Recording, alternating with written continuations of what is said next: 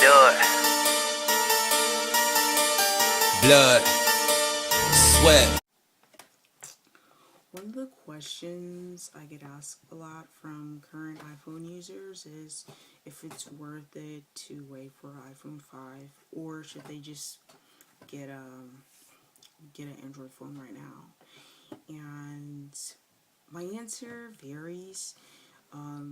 It usually depends on one, what you're currently using, two, just how much of an Apple fan are you, like, do you really care, and three, how much longer can you really wait. For instance, for me, I have a lot of Apple products, as I've mentioned in other videos.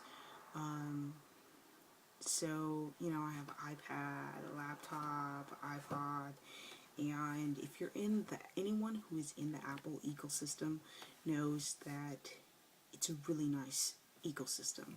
Everything works well together. iTunes beautifully syncs everything.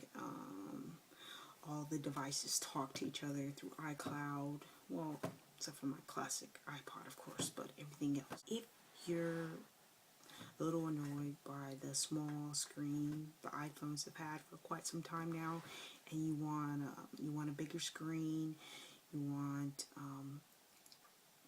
a little bit more of a open source kind of thing to have more options. Maybe you're really into tinkering with your phone, like rooting and things like that, then an Android is a really good option for you. I gotta say, some of the disadvantages that you get from switching to an Android platform is some of the things that have existed in the Android platform for quite some time. The fragmentation is still there. If you get a new phone, definitely make sure you get something with the newest and latest operating system out there. I'm not sure if Jelly Bean is out yet, but you definitely want to get, if not that, ice cream sandwich. And the reason for that is just Android is Google doesn't really do a very good job at making sure that the updates are available and given to the end users. They kind of let it up to the manufacturers and phone companies to decide and vet through the new operating system and then release it at a much later date oftentimes. And unless you're into rooting your phones, you're really out of luck until they decide to let you upgrade, which is crazy. And then there's the iPhone 5, which sounds like it might possibly have a larger screen. Obviously it's going to be a little bit faster, but it might come out in like October, maybe sooner, maybe later. I don't know.